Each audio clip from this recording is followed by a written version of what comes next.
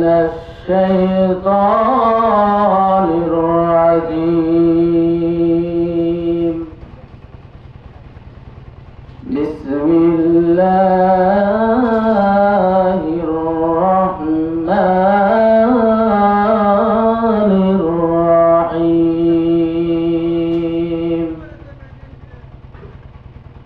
إنا نحن نزلنا الذكر وإنا له لحافظون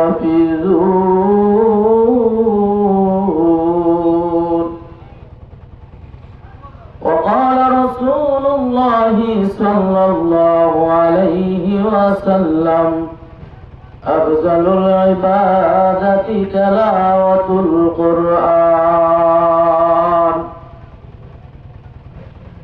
صدق الله مولانا العظيم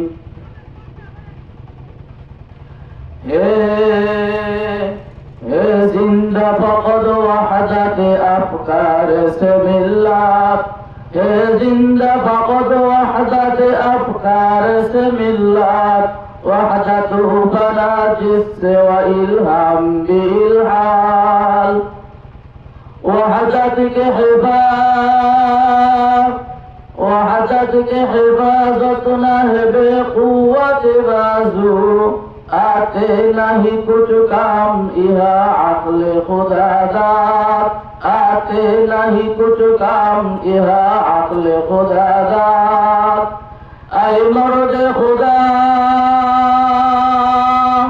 ऐ मर्द खुदा तुझको कुव्वत नहीं हासिल जा बैठ किसी गार में अल्लाह को कर यार जा बैठ किसी गार में अल्लाह को कर यार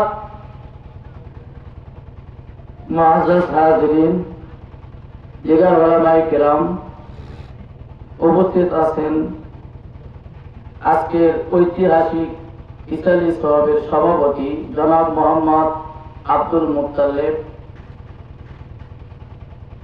বিশেষ অতিথি হিসেবে উপস্থিত আছেন আলহাজ মাওলানা আমজাদ হোসেন সাহেব আরো অনেকে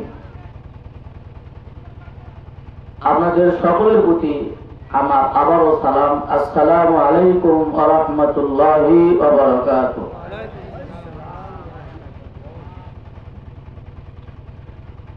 আল্লাহ পাকের অশেষ মেহেরবান যে আল্লাহ পাক আমাদেরকে দয়া করে মেহেরবানি করে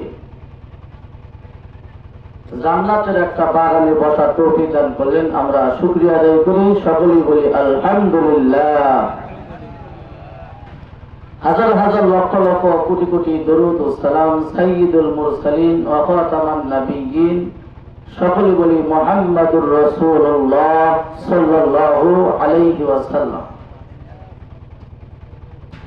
আমরা যত সহজে সহজে দিন প্রচার চালাইতেছি একটা সময় ছিল যে এই দিন প্রচারটা অত সহজ ছিল না মক্কার ভেতরে গোপনে গোপনে গোপনে দিনের দাওয়াত দেওয়া হতো আমাদের মতো এইরকম স্বাধীনভাবে মাইকে আযান নামাজ ইবাদতগুলো করা হয় একটা সময় ছিল এইরকম ভাবে সাহস ছিল না আল্লাহ রাব্বুল আলামিন মুসলমানদেরকে শক্তি দান করলেন আল্লাহ পাক রহম দান করলেন এই দিন প্রচার হতে হতে হতে আর সারা বিশ্ব বুঝছে যে মুসলমান শক্তিশালী মুসলমান কি শক্তিশালী ইরান বুঝাই দিতেছে এক ইরান হয়ে 10টা 12টা দেশের সাথে কি করতেছে লড়তেছে তারা সব সময় মনে করত যে মুসলমান এটা একটা বিভ্রান্তি জঙ্গি জাতি এই ধরনের একটা কি করতো অপপ্রচার চালাইতো এই ইহুদিরা এরা সারা জীবন মুসলমানদের শত্রু কথা বলেন নাই একের শুরু থেকে নিয়ে শেষ পর্যন্ত ইসলামের কোনো ভালো এনারা চায় না বিভিন্ন দিক দিয়ে ইসলামকে কি করে আঘাত করার চেষ্টা করে আল্লাহ রাব্বুল আলামিন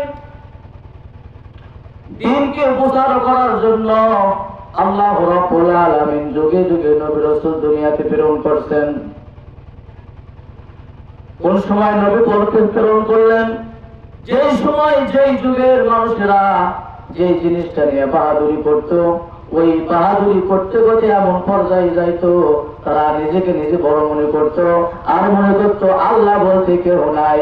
এই অবস্থায় যখন হইতো ওই সময় তার থেকে বড় শক্তি দিয়া ওই সময় নবী এবং রাসূলকে দুনিয়াতে প্রেরণ করে ওদেরকে ভালোভাবে বুঝাই দিয়েছেন যে শক্তি তোমাদের না, শক্তি আমি আল্লাহ, আমার আমার আমার শক্তি। হযরত মুসা আলাইহিস সালামের জামানার লোকেরা তারা জাদুবিদ্যা না বাহাদুরি করত, তারা জাদুবিদ্যা যে বাহাদুরি এমন ভাবে করতো তারা মনে করলো আল্লাহ আমার কে, বুঝেন নাই? আল্লাহ রাব্বুল আলামিন হযরত মুসা আলাইহিস সালামকে আল্লাহ পাক নবুয়তি দান করে একটা লাঠি দান করলেন। লাঠি কেন দিলেন? বলে মুসা আলাইহিস সালামের জামানার লোকেরা জাদুবিদ্যা করতো লাঠি দিয়ে, কি দিয়া? লাঠি দিয়ে। এখন মুসা আলাইহিস সালামও এরকম একটা কি করতেন? লাঠি করতে কিছু মর্যাদা দান করতেন। এখন ওনারা লাঠি ফেলা দিলে সাপ হইতো, কি হইতো? সাপ হইতো। মুসা আলাইহিস সালামের লাঠি নিক্ষেপ করলে কি হয়? সাপ হয়। হযরত মুসা আলাইহিস সালাম দ্বীন প্রচার শুরু করলেন। আস্তে আস্তে আস্তে আস্তে মুসা আলাইহিস সালামের লোক সংখ্যা আস্তে আস্তে কি বৃদ্ধি হতে লাগলো। অবশেষে ফেরাউন বলল যে মুসা, তুমি যে আল্লাহর দাওয়াত দাও, তোমার আল্লাহকে আসলে শক্তি আছে? বলে হ্যাঁ, আল্লাহ শক্তি আছে। তো ঠিক আছে, একটা প্রতিযোগিতা করা হোক। বলে কি প্রতিযোগিতা? বলে আমার দেশে যে জাদুঘর আছে এই শক্তি আর তোমার আল্লাহর শক্তি, যদি তোমার আল্লাহর শক্তি যদি কি হয়, বিজয় হয়, তাহলে আমি কি করবো? ঈমান নিয়ে আসবো। মুসা আলাইহিস সালাম বললেন ঠিক আছে, আমি রাজি আছি। ওই দেশের সব বড় বড় যে জাদুঘর যারা ছিল তারা সকলে আসলো। বাসা লোক, গলা গাজা যতগুলো লোক আছে এলাকার ডাকতেছে, দেখো মুসার কথা তোমরা শোনো, দেখো শক্তি মুসার না, মুসার আল্লাহ না, শক্তি আমি মাবুদ, এরকম বলে। এবারে যখন জাদুবিদ্যা শুরু হয়ে গেল, মুসা আলাইহিস সালাম বললেন আপনাদের আগে শক্তি দেখান। তাদের হাতে, সকলের হাতে একটা করে লাঠি ছিল। লাঠিগুলো জমিনে নিক্ষেপ করার সঙ্গে সঙ্গে লাঠিগুলো ছোট ছোট সাপ হয়ে গেল। ধরো আমাদের ইলিশ আবার ধরা সাপ যে বলে এইভাবে। এখন মুসা আলাইহিস সালাম চিন্তা করতেছেন যে আমার কাছেও লাঠি আছে, এই লাঠি জমিনে নিক্ষেপ করলেও সাপ হয়, তো তাদের দাও সাপ হলো, আমার দাও সাপ হলো, তাহলে আল্লাহ বড় তো থাকলো কোথায়? এই চিন্তা কি করতেছে? আল্লাহ রাব্বুল আলামিন বলছেন ওয়াল্লাহু আলিমুম বিযাতিস সুদূর।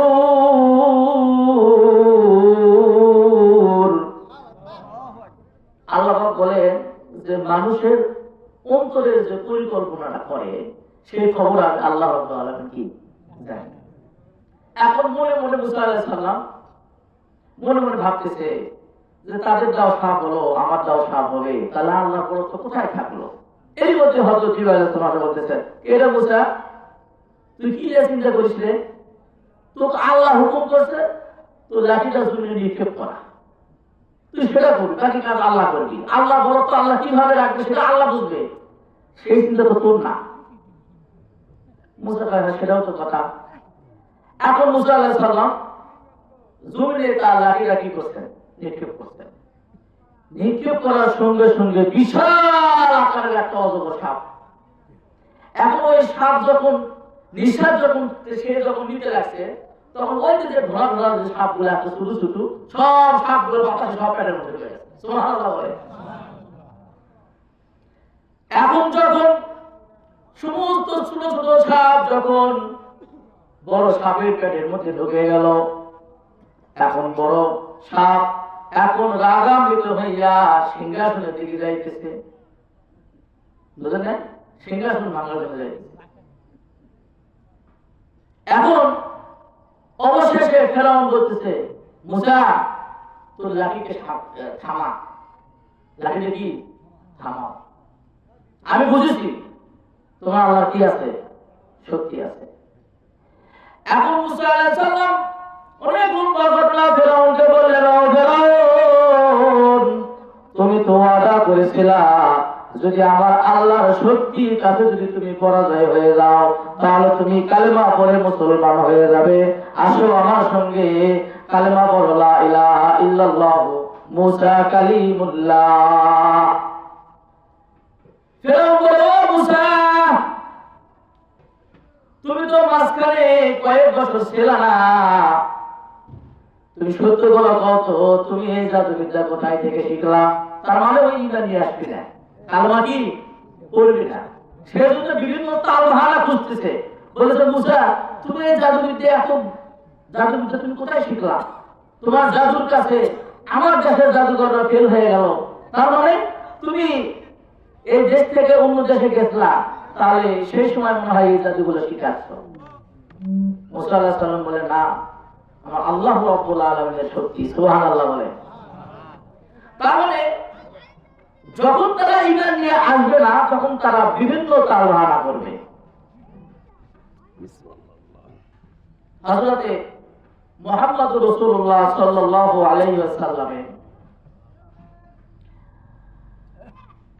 তাকে হত্যা করার জন্য আবু জেহেল কি করলো?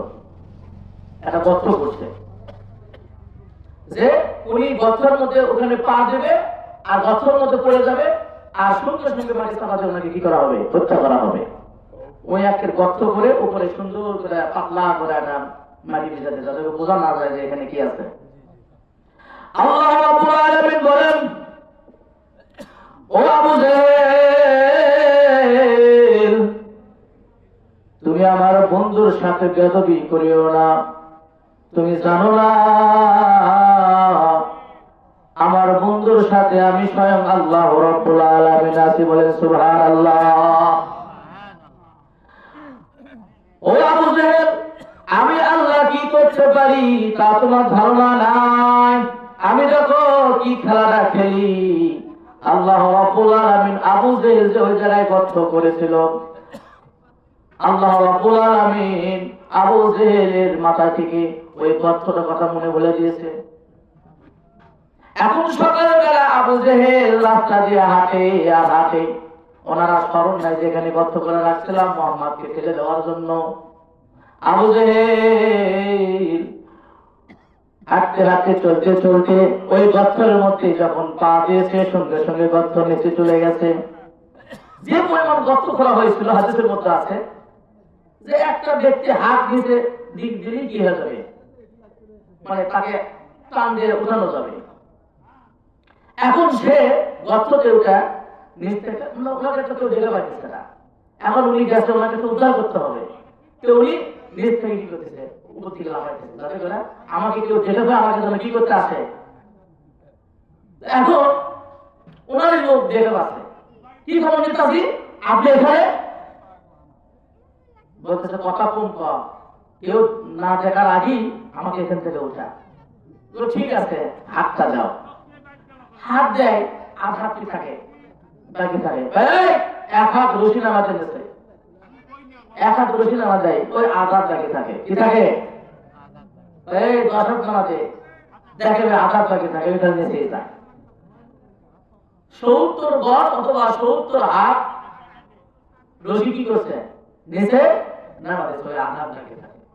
তখন আবু জেহেল বুঝতে পারছে যে এই খেলাটা আমি খেলেছিলাম আমার ভাতিজার জন্য, সুতরাং উনি ছাড়া আমাকে এখান থেকে রেহাই পাওয়ার কোনো বুদ্ধি নাই। এই যা আমার ভাতিজাকে ডাক দে। ভাতিজাকে ডাক দেওয়া হলো। হযরত মুহাম্মদুর রাসূলুল্লাহ সাল্লাল্লাহু আলাইহি ওয়াসাল্লাম ওই গর্তের নিকটে আসিয়া বলতেছে, চাচা আপনার এই অবস্থা কেন? বলতেছে ভাতিজা আর বলিস না, যেই গর্ত তোমার জন্য খনন করেছিলাম সেই গর্তের মধ্যে আমি নিজেই গিয়েছি। ও ভাতিজা, যে কোনো বিনিময়ে তুমি আমাকে এখান থেকে রক্ষা করো। আমি ওয়াদা করতেছি ও ভাতিজা, তুমি আমাকে এখান থেকে রক্ষা করো। আমি ওয়াদা করতেছি তোমার হাতে কালেমা পড়ে মুসলমান হয়ে যাব। বলে চাচা যান, ঠিক আছে কথা? বলে হ্যাঁ ঠিক আছে। রশিগুলো টানো। রশি টানতেছে, আকাশটা কি উপর দিকে করতেছে। কথা বোঝেন নাই? আল্লাহ রাব্বুল আলামিন ওহীর মাধ্যমে জানিয়ে দেবে, মুহাম্মদ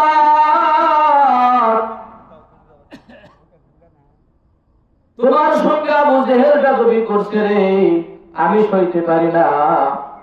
সারা পৃথিবীর রশি যদি ওই কুয়ার মধ্যে নামা দিত, আমি আঘাত পূরণ করতাম না। 70 হাত কেন, সারা পৃথিবীর সমস্ত রশি যদি ওই গর্তের মধ্যে দেওয়া হতো, তারপরও আমি আল্লাহ আঘাত কি থাকতো, বাকি থাকতো। এখন রশি টান দেয় ওই উপর দিকে ওঠে। সুবহানাল্লাহ। এখন নবীজি বলতেছে চাচা যান, হাতটা বাড়া দেন। হাত দেখটা নাকি তোলার পরে এখন নবীজি বলতেছেন, আপনি তো বলছিলেন কালেমা পড়ে মুসলমান হবেন, আপনি একটু কালেমা পড়েন। এখন উনি এখন কালেমা পড়বে না, বোঝেন নাই? এখন তো তার ভাঙা খুঁজতে হবে। বলতেছে কে মোহাম্মদ, তুমি এত বড় জাদুবিদ্যা কই থেকে শিখলা?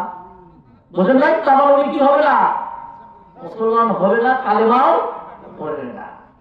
যখন এনারা পারে না, তখন কি করে? কালেমা না পড়ার জন্য যত পন্থা আছে সেই পন্থাগুলো কি করে? কথা বোঝেন নাই? এখন আসে হযরত মুহাম্মদ রাসূলুল্লাহ সাল্লাল্লাহু আলাইহি ওয়াসাল্লাম এই জামানার লোকেরা বাহাদুরি করত আরবি দার্শনিক নিয়ে। ইলিয়া আরবি দার্শনিক, তারা বলতো যে আমাদের মতো আরবি দার্শনিক আর কেউই নাই। তাদেরকে বলা হতো আজমি, যারা অনারবি, যারা আরবি ভাষা জানতো না, গ্রামার জানতো না, তাদেরকে আজমি বলে উপহাস করত। ওই যুগে তারা বিভিন্ন অশ্লীল কবিতা পদ্য গদ্য তারা বাইতুল্লাহ ঘরের মধ্যে লেখা দিত, আর বলতো পারলে তোমরা এইরকম করিয়া দেখাও। ওই যুগে ওই সময় হযরত মুহাম্মদ রাসূলুল্লাহ সাল্লাল্লাহু আলাইহি সাল্লামকে প্রেরণ করে আল্লাহ রাব্বুল আলামিন 23 বছরে 30 পারা কোরআন শরীফ নাযিল করলেন। বলে সুবহানাল্লাহ। আল্লাহ রাব্বুল আলামিন এমন একটা কোরআন নাযিল করলেন নিবারজান, যে কোরআনটা পদ্য আকারেও পড়া যায়, গদ্য আকারেও পড়া যায়।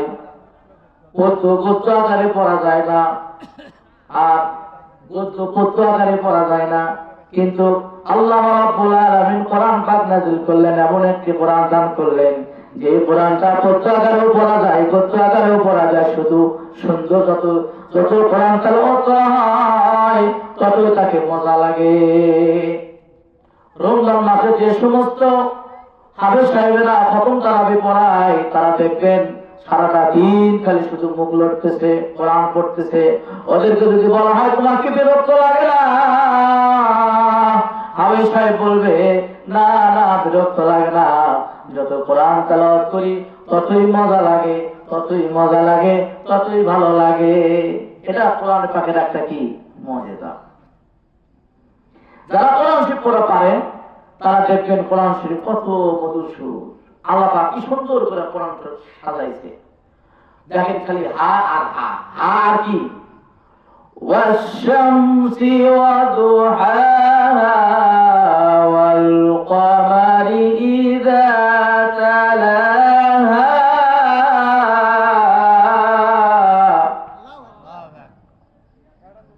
ওয়া নাফসিন ওয়া মা সাওয়াহা। খালি হা আর হা, হা আর কি হা, সুন্দর করে, কি সুন্দর করে আল্লাহ রাব্বুল আলামিন 23 বছরে 30 পারা কোরআন শরীফ নাযিল এই কোরআন শরীফটা হলো খাতামান নবিয়্যিন, নবী যেরকম শেষ, কোরআন শরীফ শেষ, ওহীর দরজা শেষ। আমাদের নবীজি সমস্ত নবীর নবী, সমস্ত রাসূলদের রাসূল।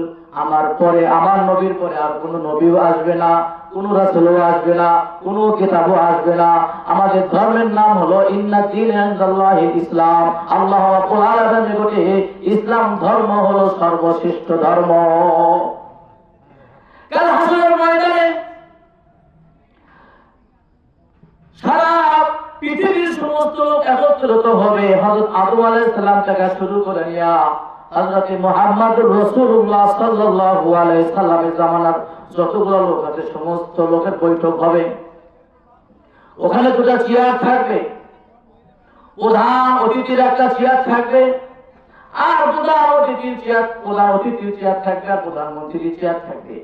এক চেয়ারে স্বয়ং আল্লাহ রাব্বুল আলামিন বসে থাকবে বিচারক হিসেবে, আর এক চেয়ারে থাকবে আমাদের নবী হযরতে মুহাম্মদুর রাসূলুল্লাহ সাল্লাল্লাহু আলাইহি ওয়াসাল্লাম। এবং যাদের সামনাসামনি থাকবে শেষ নবীর উম্মত হযরতে মুহাম্মদুর রাসূলুল্লাহ সাল্লাল্লাহু আলাইহি ওয়াসাল্লামের উম্মতেরা। আদম আলাইহিস সালামের জামানার লোকেরা আদম আলাইহিস সালামের কাছে যাবে, গিয়া বলবে যে হে নবী, আমরাই তো সর্বপ্রথম দুনিয়াতে আসছি, তাহলে এদের সামনে তো আমাদের আগে থাকার কথা ছিল। আদম আলাইহিস সালাম বলবে যে আদম আলাইহিস সালাম বলবে আমি সর্বপ্রথম আসছি, তোমরা আমার প্রথম উম্মত, কিন্তু সম্মানের দিক দিয়া তারাই সর্বোত্তম। তুমি জানো, যখন আমি আদম আলাইহিস সালামকে যখন আল্লাহ পাক যখন সৃষ্টি করে যখন জান্নাতের মধ্যে আমাকে যখন নিক্ষেপ করা হলো, তখন জান্নাতের দরজার সামনে দেখি কালেমা তৈয়বা লেখা আছে, লা ইলাহা ইল্লাল্লাহু মুহাম্মাদুর রাসূলুল্লাহ। আমি ওই সময় আল্লাহ পাককে জিজ্ঞাসা করছি, কে আল্লাহ, এই লা ইলাহা ইল্লাল্লাহু মুহাম্মাদুর রাসূলুল্লাহ আপনার নাম হচ্ছে এই মুহাম্মদ কে? ওই সময় আল্লাহ আমাকে বলছে যে এই মুহাম্মদ এটা হবে শেষ নবীর উম্মত, আর সর্বশ্রেষ্ঠ নবী ইনি হলেন। সমস্ত নবী নবী হবে, সমস্ত রাসূলদের রাসূল হবেন, ইনি সর্বশেষ নবী, এবং শেষ নবীর উম্মতেরাও সর্বোচ্চ মর্যাদায় থাকবে। আর তুমি আজকে আমার কাছে তোমরা এদের সামনে বসবা। মুসা আলাইহিস সালাম জামানার লোকেরা মুসা আলাইহিস সালামের কাছে যাবে। মুসা আলাইহিস সালাম জামানার লোকেরা বলবে যে আমরাও সামনে যাব, আমাদের সওয়াব বেশি, আমাদের হায়াত বেশি ছিল, আমরা বেশি বেশি করে আমল করছি, বুঝলেন না? মুসা বলবে, আরে পাগল, কয় সওয়াব তুমি কামাই করছো, তোমরা কয় সওয়াব কামাই করছো, 800, 1000, 1200 বছর পর্যন্ত আমল করছো, তো লাভ নেই। শেষ নবীর উম্মতে একদিনের আমল সমতল করতে পারে না, বলে সুবহানাল্লাহ। আল্লাহ রাসূল বলছেন কাল কিয়ামতের ময়দানে আমার উম্মতেরা সর্বোচ্চ সওয়াব নিয়ে হাজির হয়ে, বলে সুবহানাল্লাহ। বলে শ্রেষ্ঠ উম্মত, শ্রেষ্ঠ কি নবী আমাদের, কথা বলেন নাই? এখন ওই জায়গার মধ্যে দুটা ভাগ হবে আমাদের নবীর মধ্যে। কাল হাসরের ময়দানে বিচারক হবে আল্লাহ রাব্বুল আলামিন। তারা সকলেই পরস্পর সকলের সাথে সাক্ষাৎ হবে উলঙ্গ অবস্থায়। ওই সময় আল্লাহ রাব্বুল আলামিন বিচার করবেন, বিভিন্ন প্রকারের বিচার হবে। আল্লাহ রাব্বুল আলামিন ওই আমাদের নবীর এই শেষ নবীর উম্মতের মধ্যে দুটা ভাগ হবে। দুই ভাগের মধ্যে এক ভাগ হবে ফারিকুন ফিল জান্নাতি ওয়া ফারিকুন ফিস সাঈর। বলে ডান দিকে ইশারাতে বলবে তোমরা এটা জান্নাতে যাও, আর বাম সাইডে গুলো কোথায় যাও?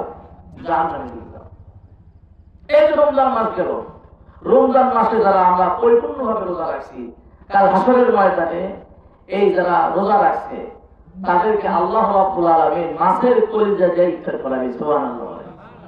সমস্ত লোক বলবে, যারা সে ছায়া নিচে একদল লোক দেখেছি তাদেরকে ইফতার করাবে। ওরা এত বড় কি আমল করলো যে আমলের কারণে তারা মাছের কলিজা দিয়ে ইফতার করবে? আল্লাহ পাক ঘোষণা দেবেন যে তার স্বাধীনতা দেওয়া ছিল, ইচ্ছা করলে রোজা রাখতেও পারে, ইচ্ছা করলে রোজা না রাখতেও পারে, কিন্তু সে আমার ভয়ে সারাটা দিন স্ত্রী সহবাস করে নাই, কোনো কিছু খানা খায় নাই, পান করে নাই, ইচ্ছা করলে সে পান করতে পারতো। তারপর আবার ইফতারি সামনে নিয়ে বসে বসে আল্লাহ জিকির করতো আর আমার অপেক্ষা করতো যে আমার হুকুম কখন আসবে যে তুমি খাও। বুঝেন নাই? এই জন্য ইফতারের আগে দোয়া আল্লাহ পাক কি করেন? কবুল করেন। আল্লাহ রাব্বুল আলামিন বলেন, ও দুনিয়ার মানুষ, তোমরা দুনিয়াতে গেছো আমার কাছে ওয়াদাবদ্ধ করে। তোমরা যখন দুনিয়াতে গেছো তার আগে আমার কাছে ওয়াদা করেছো তোমরা ইয়াকা নাবুদু ওয়া ইয়াকা নাস্তাঈন,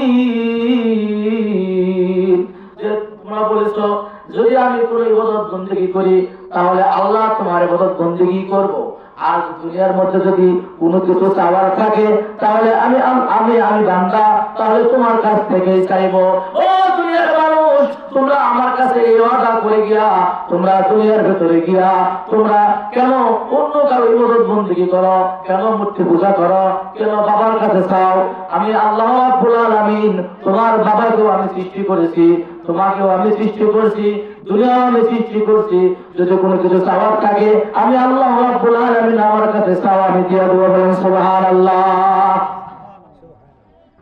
তোমরা ওয়াদা করে গেলা যে ইয়াকা নাবুদু, যদি কোনো ইবাদত বন্দেগী করতে হয় আপনারই করব, ওয়া ইয়াকা নাস্তাঈন, যদি কোনো কিছু চাওয়ার থাকে আপনার কাছ থেকেই চাবো। দুনিয়াতে গিয়া তোমার বাচ্চা হয় না, তুমি বিচারের কাছে গেছো, যা বলছে বাবা আমাকে বাচ্চা দাও। চিন্তা করে থাকেন আপনি ওখানে কি বলে আসলেন আর এখানে কি করেছেন? আল্লাহ রাব্বুল আলামিন বলেন, ও বান্দারা, তোমরা যখন দুনিয়ার ভিতরে যখন ওই জবান দিয়ে যখন তোমরা নাফরমানি করো, অশ্লীল কথাবার্তা বলো, আমি আল্লাহ রাব্বুল আলামিন আফসোস করে বলি ওয়া কানাল ইনসানু আজুলা। আরে হতভাগা মানুষেরা, তোমরা দুনিয়ার ভিতরে গিয়া আমাকে ভুলে গেছো, আমার কথা ভুলে গেছো, আমার কাছে যে ওয়াদা করেছো সেটাও তোমরা ভুলে গেছো। তোমরা কি দেখো নাই, তোমরা কি শোনো নাই যে আমার আযাবটা কত ভয়াবহ? দুনিয়ার ভিতরে বিভিন্ন সময় বিভিন্ন আযাব আর গজব দিয়া তোমাদেরকে বুঝাইতে চাই। ও বান্দারা, তোমাদের শক্তি হলো অস্থায়ী, তোমাদের শক্তি যেখান থেকে শেষ হয় আমি আল্লাহ রাব্বুল আলামিন শক্তি সেখান থেকেই শুরু হয়। দুনিয়াতে গিয়ে কত বাহাদুরি দেখবেন, কত কি দেখবেন। আল্লাহ পাক বলেন তোমার শক্তি যেখান থেকে শেষ আমি আল্লাহ আমার শক্তি সেখান থেকে কি শুরু। তোমাকে যে শক্তিটা দেওয়া হয়েছে সেই শক্তিটা আমি আল্লাহ দিয়েছি, অথচ সেই শক্তিটা তুমি বাহাদুরি করো। এই যে ইরান, আমেরিকা, ইসরায়েল দুইজন মিলে ইরানের উপর কি করতেছে? হামলা করতেছে। কিছুদিন আগে গাজা, ফিলিস্তিন শেষ করে ফেলেছে মুসলমানদের। ইতিহাস জানেন? ইতিহাস হলো যে কিয়ামতের আগে ইরানিদের হাতে আপনার ইসরায়েল কি হবে? পরাস্ত হবে। সারা বিশ্ব চালাবে মুসলমান। সুবহানাল্লাহ বলেন। ইমাম মেহেদীর আগমন ঘটবে। কথা বলেন নাই? মোটামুটি সেই অবস্থায় দেখা যাচ্ছে। আস্তে আস্তে যারা কি হইতেছে? নর্ম ব্যবহার করতেছে। তো সেই জন্য আমাদের কাজ হলো যে আমরা কোনো মতো ইমান নিয়ে যেন কবরে যাইতে পারি, তা না হলে আমাদের বিশাল কঠিন হবে। আল্লাহ রাব্বুল আলামিন বলেন, ও দুনিয়ার মানুষেরা, তোমরা দুনিয়াতে যাও, যা মন চায় তা খাও, পান করো। সারা পৃথিবীতে 18,000 মাখলুকাত থেকেও আমি বেশি মাখলুকাত সৃষ্টি করেছি, শুধু একমাত্র দুই জাতির জন্য। কয় জাতি? আল্লাহ রাব্বুল আলামিন বলেন, ওয়া মা খালাকাতুল জিন্না ওয়াল ইনসা ইল্লা লিয়াবুদুন, যে মানুষ এবং জিন জাতিকে আমি একমাত্র ইবাদত বন্দেগী করার জন্য কি করছি? সৃষ্টি করছি। সারা পৃথিবীতে যাহা কিছু দুই চোখে দেখা যাচ্ছে এবং না দেখা যাচ্ছে সব কিছু এই মানুষ এবং জিন জাতির ফায়দা হাসিল করার জন্য আমি কি করছি? সৃষ্টি করছি। এর মধ্যে যদি আমি পরীক্ষা দিচ্ছি যে এটা করা যাবে, এটা খাওয়া যাবে, এটা হালাল, এটা হারাম। কিছু প্রাণী দিতে যেগুলো খাওয়া হালাল, আর কিছু প্রাণী দিতে যেগুলো খাওয়া কি হারাম। আমাদের এর মধ্যে কুকুর খায় না, অনেক জাতি আছে তারা কুকুর খায়। আমাদের জন্য কুকুর খাওয়া কি কুকুর খাওয়া হারাম। তারা বাঁচা আছে, আমরাও বাঁচা আছি। পার্থক্য হলো কি? আল্লাহর হুকুম মানা আর না মানা। এই রমজান মাস গেল, রমজান মাসে অনেকে রোজা রাখে নাই। আল্লাহ কি ওদেরকে ভাত বন্ধ করে দিতেছে, খানা বন্ধ করে দিতেছে? দেয় নাই। আল্লাহ পাক হিন্দুদের ভিতর করে বন্ধ করে নাই। এই জন্য যে এক সময় আছে কি করবে, সে মুসলমান হবে, এই আশায় সকলকে রিজেক্ট দিতেছেন আল্লাহ রাব্বুল আলামিন। আল্লাহ রাব্বুল আলামিন বলেন, দুনিয়াতে আমি আল্লাহ রাব্বুল আলামিন সারা পৃথিবীতে যতগুলো আমি আসমানি কিতাব নাযিল করেছি রে, কোন আসমানি কিতাব সবকিছু আমি রহিত করে দিয়েছি। একটা কিতাব, যে কিতাবের নাম হলো আল কোরআন। এই কোরআন কিয়ামতের আগ পর্যন্ত জারি থাকবে। আর এই কোরআনকে হেফাজত করবে আমি আল্লাহ রাব্বুল আলামিন স্বয়ং নিজে। বলেন সুবহানাল্লাহ। আল্লাহ রাব্বুল আলামিন বলেন, ইন্না নাহনু নাযালনা যিকরা ওয়া ইন্না লাহু লাহাফিজুন। আল্লাহ রাব্বুল আলামিন বলেন যে কোরআনকে আমি নাযিল করেছি, এই কোরআনকে হেফাজত আমি আল্লাহ রাব্বুল আলামিন করব। একটা সময় ছিল ইহুদিরা তারা চাইছিল যে সারা পৃথিবী থেকে কোরআনকে উৎখাত করে দেওয়া হবে, মুসলমান জাতিকে উৎখাত করে দেওয়া হবে। কি করা হলো? সারা পৃথিবী থেকে একটা সারাশি অভিযান চালিয়ে হাজার হাজার লক্ষ লক্ষ কোরআন শরীফ আগুন দিয়ে জ্বালিয়ে দেওয়া হলো, যাতে করে আর কেউ যেন কোরআনের কোনো বাহক হতে না পারে। আমরা আল্লাহ রাব্বুল আলামিন কোরআনের হাফেজদেরকে কি করলো? সামনে নিয়ে আসলো। কোরআনের হাফেজ সাহেবেরা তারা মুখস্থ কোরআন পড়ে, আবার তারা যারা কাছে পাশে তারা লেখালেখি শুরু করে দেয়। দেখা গেল হাজার হাজার লক্ষ লক্ষ কোটি কোটি কোরআন তারা কি করে দিলেন? আগুন দিয়ে জ্বালিয়ে দিলেন। আবার দেখা গেল অল্প সময়ের মধ্যে তার থেকেও বেশি ছাপানো হয়ে গেছে। বলেন সুবহানাল্লাহ। এইবার আবার কি করা হলো? হাফেজদেরকে ধরে আগুন দিয়ে জ্বালানো হলো, বিভিন্ন ভাবে হত্যা করা হলো, যাতে করে সারা পৃথিবী থেকে যেন মুসলমান বলতে যেন কেউ না থাকে। দেখা গেল একটা হাফেজ সাহেবকে হত্যা করে আল্লাহ রাব্বুল আলামিন দুটা হাফেজ বানায়। বলেন সুবহানাল্লাহ। আল্লাহ রাব্বুল আলামিন কোরআন পাকের মধ্যে যে বলছেন যে কোরআনকে হেফাজত আমি আল্লাহ করবো, এতে কোনো সন্দেহ আছে? 6 মাসের ভিতরে কোরআন মুখস্থ করতেছে, এই সোজা ফেলা কথা। কেউ 1 বছরের মধ্যে কোরআন শরীফ, কেউ আবার সর্বনিম্ন মোটামুটি 3 বছর লাগে, তাদের মেধাটা স্বাভাবিক। আপনাকে যদি বলা হয় যে আপনি একটা লাইন মুখস্থ করেন, তো সম্ভব না। আল্লাহ রাব্বুল আলামিন যাকে দিয়ে কোরআনকে হেফাজত করবেন আল্লাহ পাক তাকে কি করবেন? এই হেফাজতটা আল্লাহ পাক নিজেই করবেন। একটা সিলের মধ্যে কোথায় কয় জবর, কয় জের, কয় পেশ, কয় আলিফ টানতে হবে, কোথায় গুণনা করতে হবে, সব কিছু হাফেজ সাহেবের মধ্যে এক বছরে কোরআন শরীফ মুখস্থ চলে যাইতেছে। কোন গীতা আছে বা কোন বাংলা বা ফার্সি কোন বই আছে যে শুরু থেকে শেষ পর্যন্ত কেউ মুখস্থ সারা পৃথিবীতে নেই। সারা পৃথিবীতে যতগুলো কিতাব লেখকেরা লেখে, তারা সুন্দর করে নিজের দুর্বলতা দিয়ে লেখে। দুটি কথা, একটি কথা, এই কথা বলে তারা লেখে। এই কিতাব লিখতে গিয়া, এই বাংলা বই লিখতে গিয়া, এই ইংরেজি বই লিখতে গিয়া, এই উর্দু বই লিখতে গিয়া, এই ফার্সি বই লিখতে গিয়া ভুল করে থাকতে পারে, বানান ভুল থাকতে পারে। যদি কারো চোখে যদি ধরা পড়ে আমাদেরকে জানাইলে পরবর্তীতে আবার সেটা কি করা হবে? সংশোধন করা হবে। একমাত্র আমার আল্লাহ রাব্বুল আলামিন যখন কোরআন শরীফ যখন আপনি খুলবেন, খোলার সঙ্গে সঙ্গে আল্লাহ রাব্বুল আলামিন সূরা বাকারা শুরু দিয়া বলবে, যালিকাল কিতাবু লা রাইবা ফীহি। এমন একটি কিতাব যে কিতাবের মধ্যে কোনো সন্দেহ নাই। ও আমার বান্দারা, যখন তোমরা কোরআনকে সামনে পাইবা, তোমরা নিঃসন্দেহ কোরআন শরীফের শুরু থেকে নিয়ে শেষ পর্যন্ত প্রত্যেকটা আয়াতের মধ্যে তোমরা ঈমান নিয়ে আসবা। প্রত্যেকটা আয়াতকে, প্রত্যেকটা হরফকে, প্রত্যেকটা নোক্তাকে তোমরা মনে করবা যে এটাই আল্লাহ রাব্বুল আলামিনের কথা। তাসমিয়া ইয়াসিন চাইছিল কিছু কোরআন শরীফের মধ্যে কিছু পরিবর্তন করার জন্য। বাংলাদেশের মুসলমানরা এমন ধাবাত দেওয়া দিতে বলছেন, সে ইন্ডিয়াতে পলাইছে। কথা বোঝেন নাই? ইন্ডিয়াতে পলাইছে। কারণ জানে বাংলাদেশের মুসলমানরা আর যাই হোক তাই হোক ইমান শক্তিশালী আছে, নামাজ পড়ে না, কিন্তু যখন শুনে কোরআনের বিরুদ্ধে কথা বলছে, ধর কোন কথা হবে না, ওকে ধর, এটা মানে নিতে পারে না। আমাদের সাবেক যে প্রধানমন্ত্রী আসলো, দেশের কাজ কিন্তু উনি কম করে নাই, রাস্তাঘাটে গেলে বোঝা যায়, কিন্তু ওনার সমস্যা ছিল কি জানেন, উনি ইসলাম ধর্মকে জিততে পারতো না, উনি ইন্ডিয়াকে কি করতো, খুশি করতো।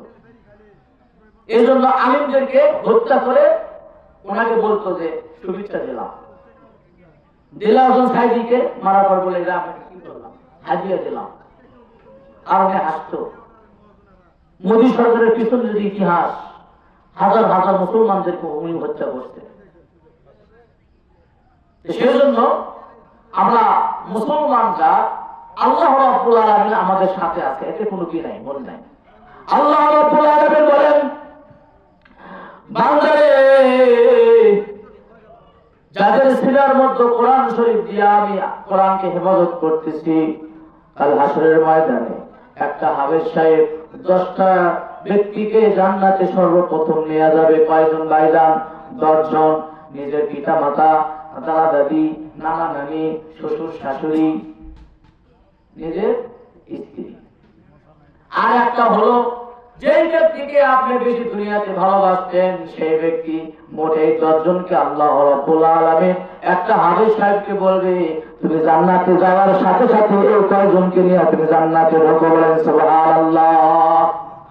যখন এই 10 জন ব্যক্তিদেরকে নিয়ে যখন জান্নাতে যাবে, আল্লাহ রাব্বুল আলামিন বলবে হাফেজ সাহেব কই? বলে সে তো জান্নাতের মধ্যে ঢুকছে, বলে ওকে ধরে নিয়ে আসো। সে তাকে গিয়া বলবে ও হাফেজ সাহেব, আল্লাহ আপনাকে ডাকছে। বলে না না, এত সুন্দর জায়গা দিয়ে আমি যাব না, কারণ গেলে যদি আমাকে অন্য কোথাও যায়, এত সুন্দর জায়গা। হাফেজ সাহেবকে বলা হবে ও হাফেজ সাহেব, যে 10 জন জান্নাতে আসলো, এই 10 জন তো তোমার ওসিলা জান্নাতে আসলো, তোমার জন্য আল্লাহ রাব্বুল আলামিন এক থেকে ভালো জায়গা রাখছে। এখন হাফেজ সাহেব চলে আসে, আল্লাহ রাব্বুল আলামিনকে বলেন ইয়া রাব্বুল আলামিন, বলেন আমাকে কি বলবেন? আল্লাহ রাব্বুল আলামিন বলেন ও হাফেজ সাহেব, তুমি শোনো নাই যে একজন হাফেজ সাহেবের ওসিলায় 10 জন জান্নাত যাবে, আর হাফেজ সাহেব ওই জান্নাতে না 6666 তলায় জান্নাতের উপরে উঠতে, বলেন সুবহানাল্লাহ। হাফেজ সাহেবকে বলা হবে অমুক জায়গায় যাও, যা কোরআন তেলাওয়াত করো। তখন অমুক জায়গায় গিয়া দেখে 6666 তালা, কিন্তু কোনো সিঁড়ি নাই। এখন হাফেজ সাহেব দারোয়ানকে বলে ও দারোয়ান, সিঁড়ি কমা নাই, সিঁড়ি যে নাই আমি উঠবো কিভাবে? ওই দারোয়ান বলবে সিঁড়ি তোমার হাতে, তোমার হাতে, তোমার নিকটে সিঁড়ি। তখন হাফেজ সাহেব বলবে আমার কাছে সিঁড়ি কই? এখানে তো কোনো সিঁড়ি নাই, তালা দেখি। ওই দারোয়ান বলবে আল্লাহ রাব্বুল আলামিনের যে কোরআনটা তোমার কাছে আছে, সে কোরআনটা তেলাওয়াত করো, দেখো আল্লাহ রাব্বুল আলামিন কারিশমা দেখতে পাইবে। হাফেজ সাহেব এখন বলবে বিসমিল্লাহির রাহমানির রাহিম। হাফেজ সাহেব একটা বলে যাবে আলহামদুলিল্লাহি রাব্বিল আলামিন। হাফেজ সাহেব দ্বিতীয় তলায় উঠে যাবে আর রহমানির রহিম। এরকম ভাবে হাফেজ সাহেব কোরআন তেলাওয়াত করতে থাকবে। আর হাফেজ সাহেব কোরআন তেলাওয়াত করতে যতক্ষণ সময় লাগবে, আয়াতটা শেষ করার আগে আল্লাহ রাব্বুল আলামিনের ক্ষমতায় সে আস্তে আস্তে তলায় উঠে যাবে, বলেন সুবহানাল্লাহ। দুনিয়াতে তালাতে উঠতে গেলে সিঁড়ি লাগে, আর হাফেজ সাহেবের উঠবে সিঁড়ি কোনটা? কোরআন তেলাওয়াত শুরু, সুবহানাল্লাহ বলে। কোরআন তেলাওয়াত করতে দেরি, আর আয়াত শেষ না হতে ওই এক তলায় উঠে যাবে। কথা বলছেন নাই? এখন হাফেজ সাহেব, এখানে আমরা আছি অনেকেই ছোট ছোট বাচ্চারা, হাফেজ সাহেব বানাবেন, চেষ্টা করবেন। আল্লাহ পাক যদি কবুল করে আপনার সন্তানকে, যদি হাফেজ সাহেব হয়ে যায়, তাহলে আপনি নিশ্চিত কিতাবত জান্নাতে, সুবহানাল্লাহ বলেন। একটা হাফেজ সাহেব যখন বাবার কবরকে সামনে নিয়ে যখন 2 হাত উত্তোলন করে বলে ইয়া রাব্বুল আলামিন, আমার বাবা কষ্ট করে আমাকে মাদ্রাসায় দিয়েছে, 30 পারা কোরআন শরীফ মুখস্থ করেছি, ইয়া রাব্বুল আলামিন তুমি তো বলেছো হাফেজ সাহেবের পিতা মাতা জান্নাতে থাকবে, জানি না